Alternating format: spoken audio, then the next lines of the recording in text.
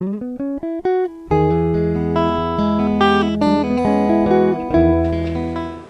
everybody, how y'all doing today?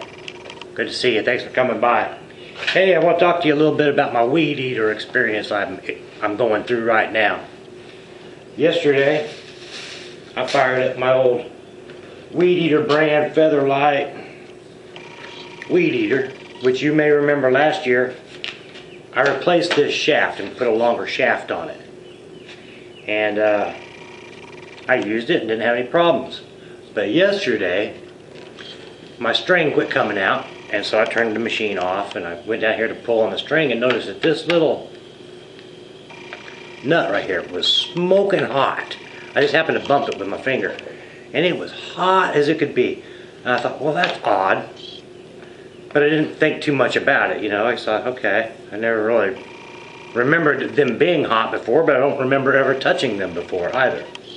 So I got my string working and I proceeded to keep trimming, and all of a sudden I turned the thing and the bobbin just fell right off, just right down on the ground, just fell off. And look what happened. Here's the insert that goes in it. It got so hot that it melted all this plastic and it just fell apart into two pieces. So that kind of shut me down, and I thought, wait a minute, I got another one. And I do have another one.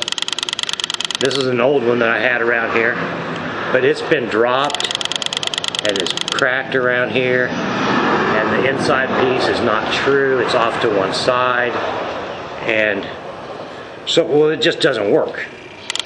And I remember when I did this video about this, PC Truck was kind enough to send me a whole new motor, which I have that unit sitting over there with the 3 plastic blades on it for like brush cutting. And so I didn't want to just start using that one right away. I wanted to fix this one. Well, I didn't have another head. And I went, wait a minute, Iron Man had also sent me some stuff. He sent me a couple handles like this, and he also sent me this this new bump head, but the threads in this one are different than what's on the machine, so it won't screw on there. So as backup, last resort, you know, we went to Walmart, see what they had. We looked online first, see what they had. And they had a universal bump head. And well, anyway, this is what we ended up getting: the Auto Winder Weed Warrior brand. It's actually made by yardgear.com or something like that. But at any rate, I couldn't figure out why this was getting hot. And so what I'm thinking is, maybe when I assembled this, after I modified it, I put this shaft up inside here in the motor so much, it's too far, and the little cable that runs inside might have had a little bend in it right here, and as it was spinning, it was rubbing on the outside of the shaft. So what I did was I took it all apart and I just pulled the shaft out about a ½ inch and hoping to relieve that bend that might be there.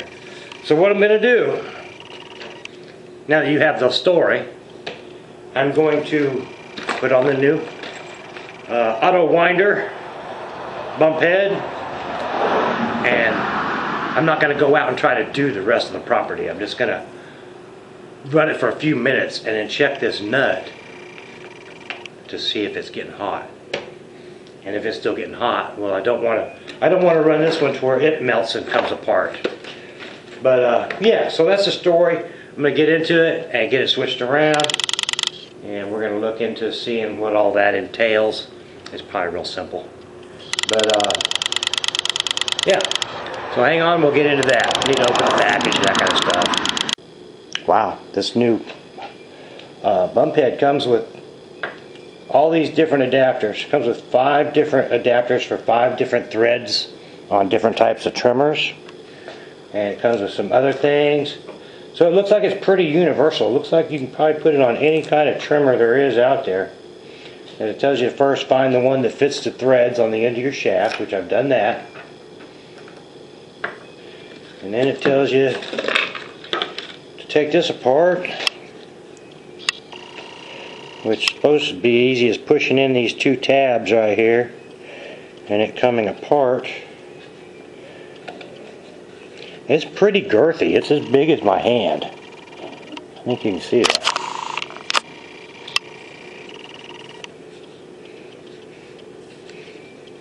And it's got some lines on here that say load with arrows, and you line them up with these holes once you get it in place, and you slip your string all the way through it. And depending on what diameter of string you're going to use, it says it will take up to like 23 feet. It'll take up to 23 feet of .080 or 16 feet of 095.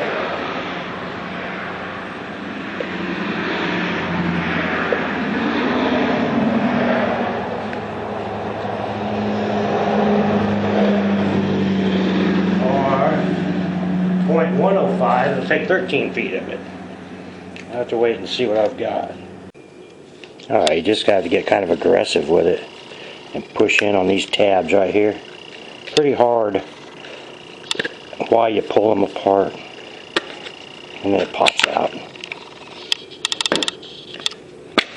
And you take your insert, whichever one fits your trimmer, and slip it with that open end in first.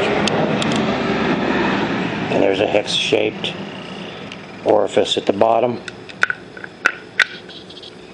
Then you hold it on your machine there. Oh, put this washer on. And screw it down by hand.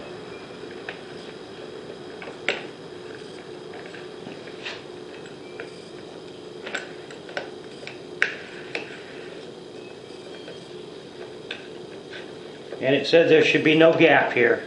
If there is, then they want you to use this plastic thing to fill up the gap. But this one, there's no gap. Alright, so that's on. And it's just a matter of putting these back in there, slapping that back in until it clicks. Alright, so I'm using 0.095 string trimmer line. Alright, here's the tricky part. You actually get, if you take it all the way apart, here's this thing, and it will be up inside this thing. And when you line your holes up, this will be up inside here like this. Did you see that? Okay. Well, here's what has to happen. It has to actually go, notice the shape of this thing.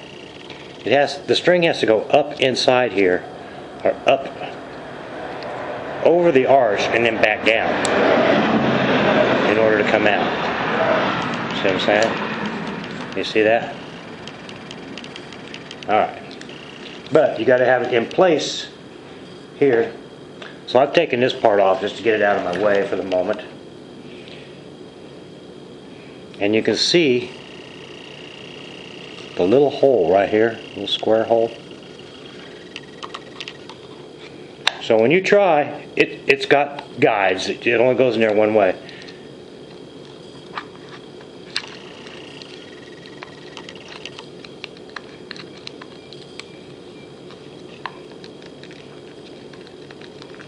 It doesn't want to go through there real easy. I won't kid you. Oh, there it comes. It slipped right through that time. I just had to keep fiddling with it. Of course, now I got to take it back apart, put it back together proper, and then try to do it with it on the machine.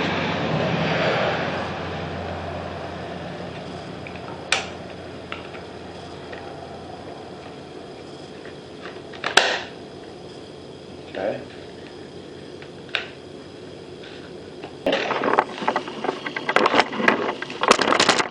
through the hole here, you see the little square divot thing.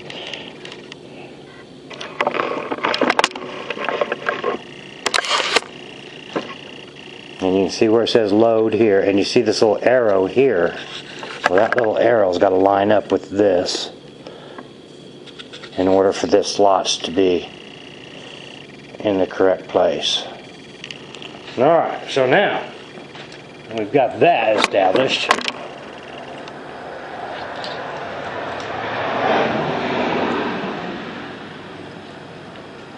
See if we can get it to go through and come out the other side.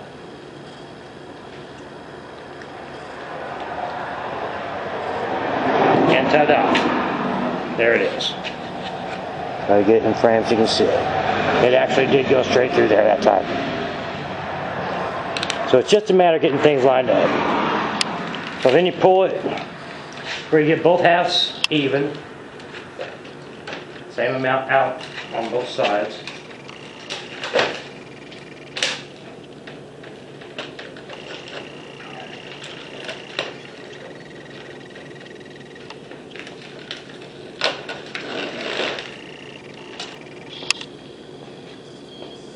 Alright, that's pretty close.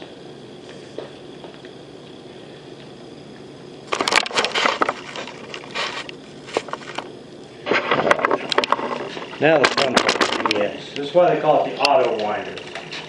Somehow or another, you're supposed to be able to just grab this red knob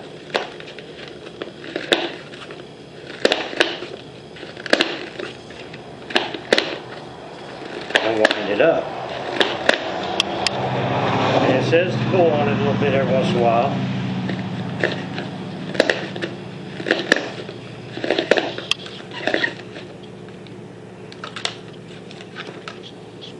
It seems to wind up pretty quick.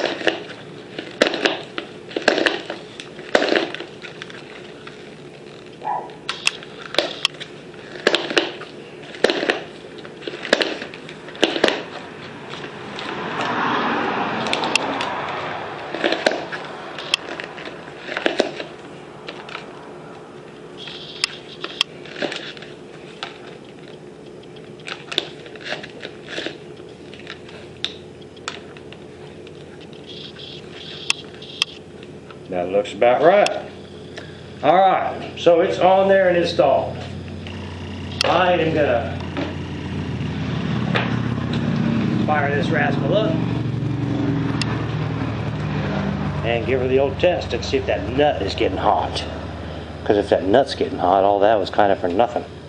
I'll end up having to put that on the other machine until I figure out why that's getting hot. But okay, we'll see here in a minute. I just want to throw this in there. The fact that it took 16 feet of string that's really impressive, because those little bump heads, they take like 3 feet max. And you know how quick it is to go through line on a string trimmer. So yeah, that should be pretty good. Even though it comes out both sides, that's 8 feet on both sides. It's still more than double the string capacity I had in the old style. So I like that part of it so far. We'll see how it does though. The extra size and weight is putting more torque on that motor. Alright, so I started it up and it ran, and the new auto winder attachment does everything it's supposed to. When you bump on it, it feeds line out. And it seems to cut real good. However, back to my initial problem. This nut is hot. It's not to where I can't touch it, but I only ran it for like 2 minutes. And the fact that it's hot tells me there's something still wrong. There's still friction building up in here for some reason.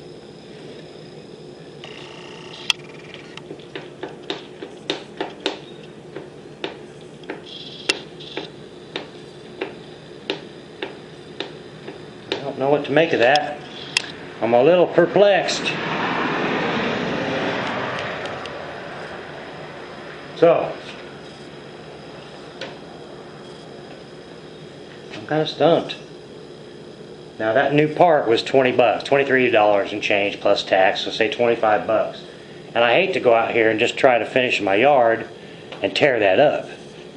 But at the same time, I really need to get that done. And up around the house and the fence where the dogs are, I can't use that little bladed thing because it'll just break off. So, I'm kind of between a rock and a hard spot.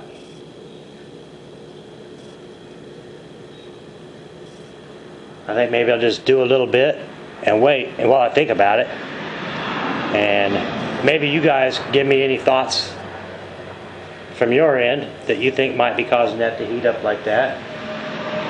Because I mean, let's face it, for that thing to have gotten so hot, to melt the insides of that out,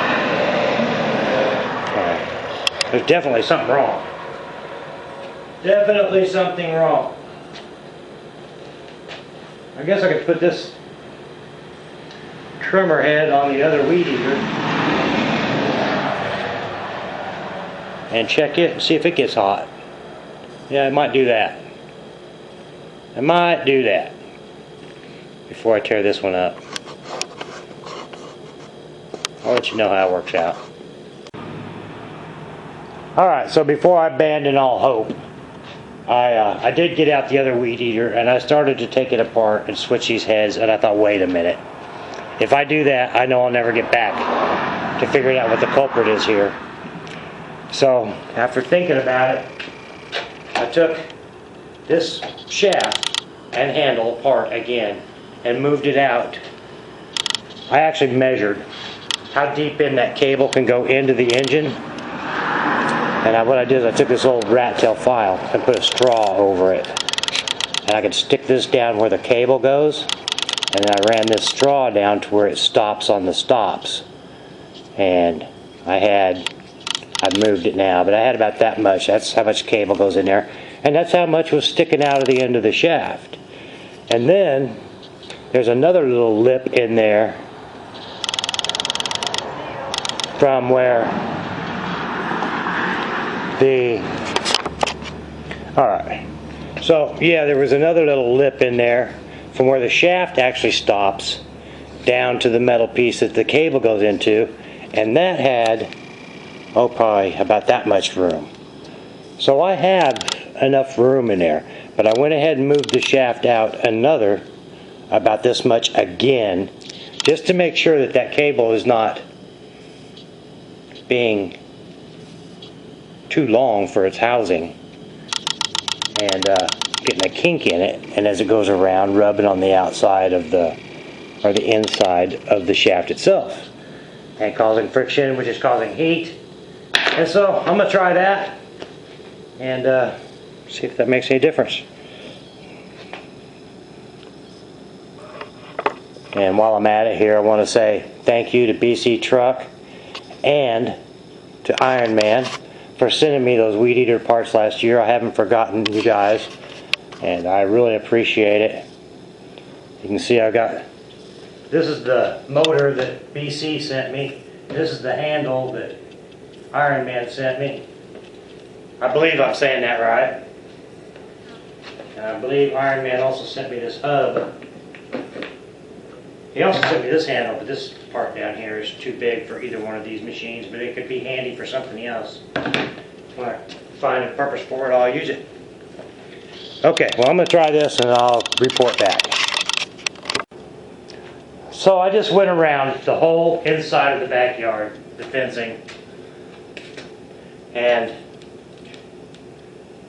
this nut is hot. I won't kid you. It's uncomfortable to leave your hand on it for more than just a moment. But it's not as hot as it was when I discovered it yesterday. However, I understand there'd be a little bit of friction right here because this thing is spinning, this metal is spinning around this shaft. And there's got to be a bearing or a metal-to-metal contact in there. And I understand some heat. But for it to have gotten so hot that it melted that thing in two, just befuddles me. As far as the new head, again, I won't kid you, it's heavy. And the weed eater doesn't like it. If the string is out all the way, well, not all the way out to the cutter, it doesn't want to start. It's like, no, it's too much, I don't want it. So you gotta crank it back in a notch. And this is a 25cc Featherlight by Weed Eater. Anyway, I think it's a good unit. You know, it's symmetrical, it's balanced because it's got string coming out both sides. However, just the weight of it.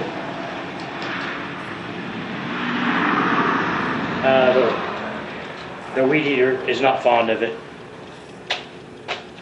So, I'm going to let that cool down before I go back out and do any more. I don't want to ruin it. But that's going to be it for this video. Once again, I want to thank BC Truck and Iron Man for helping me out last season and sending me those parts. Just because I just want to thank them while I got this stuff on the mind. And yeah.